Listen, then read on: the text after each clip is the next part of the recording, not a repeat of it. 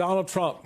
Yeah, Donald Trump. Settle in for this one, folks, because he's just reminded the country who he really is. And this time, even some of his hardcore supporters can't bring themselves to defend him. Because late last night, on Trump's social media account, he reposted a vile and racist video that depicted our nation's first black president and first lady as apes. It is an unambiguous play on one of the oldest country's oldest and most tired, let me tell you how tired it is, racist tropes. At first, the Trump administration did what they always do, defend the president and attack the press. White House Press Secretary Karoline Leavitt said in a statement to reporters, quote, "This is from an internet meme video depicting President Trump as the king of the jungle and Democrats as characters from The Lion King. Please stop the fake outrage and report on something today that actually matters to the American public." Quick note for the press secretary, there are no apes in The Lion King. And the backlash to Trump's post was swift and severe, especially from House Democratic leader Hakeem Jeffries. This disgusting video posted by the so-called president was done intentionally. Donald Trump and his vile, racist, and malignant behavior. This guy is an unhinged bottom feeder. President Obama and Michelle Obama are brilliant, caring, and patriotic Americans. They represent the best of this country. It's time for John Thune, Mike Johnson, and Republicans to denounce this serial fraudster who's sitting at 1600 Pennsylvania Avenue pretending to be the President of the United States. But this time, Trump's racism was so overt, it was even too much for some of his own party. We saw multiple Republican lawmakers condemn the post. Some of them even called on Trump to apologize. Here's what Senator Tim Scott posted, quote, "Praying it was fake because it's the most racist thing I've seen out of this White House. The president should remove it," end quote. Praying it was fake? Before this tweet, surely the senator was well aware of the exonerated five. The birther conspiracy, the Muslim ban, shithole countries. All of that fake? I could go on, but so could you.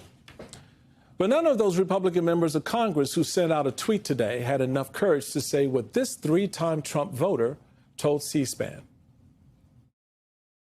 I am a registered Republican, voted for the president, supported him, but I really want to apologize. I mean, I'm looking at this awful picture of the Obamas. What an embarrassment to our country. All this man does is tell lies. He is not worthy of the presidency. He takes bribes blatantly, and now he's being a racist blatantly. He's pathetic as a president, and I just want to apologize to everybody in the country for supporting this rotten man. And to note, the president left that racist post up for 12 hours. But then he finally took it down. Then the White House tried to claim that an unnamed staffer was responsible for the post. Now, I don't know what's more insulting, that they thought we would believe that Trump didn't post it, or that they thought we would be comforted by a random staffer posting from the president's social media account at 11:44 p.m. Even Fox News felt the need to press Trump's White House press secretary about the president's response to all of this. It's not just Democrats. There are Republican senators, Pete Ricketts, others saying, look, we understand it was us, but the president should just come out and apologize for it and say, look, this was a mistake. Sorry if it offended anyone.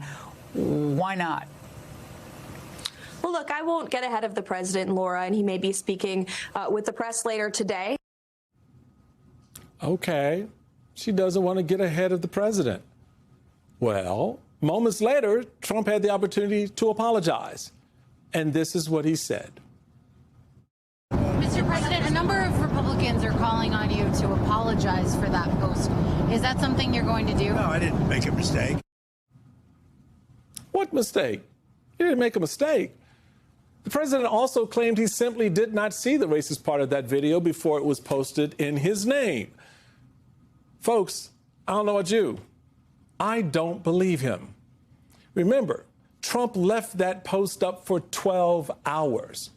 The White House even defended it as a harmless parody of The Lion King. They knew, and so did he. And look, it's all profoundly disheartening. There's no doubt about that. Not that Trump posted it, but that he thought he could post it in an America that would accept it. Folks, that says everything about where this man thinks America is and what he thinks especially about black men and women. So yes, there is a lot I could say about Donald Trump. But this moment is so much deeper than him. And today I found myself thinking about my own childhood, growing up right here in Washington, D.C. I found myself thinking about the time when my mom and dad couldn't take me to certain parts of this city, certain parks in this city, or shop at certain stores in this city. And today, like so many Americans out there, Donald Trump brought that all back. We got to relive it. We got to relive that time. It feels so foreign, but it's really real. And so today, like many of the folks who grew up with me in this town and many folks around the country during that time, we're reliving it, my own childhood. And that's being projected on me and countless other Americans by the sitting president of the United States.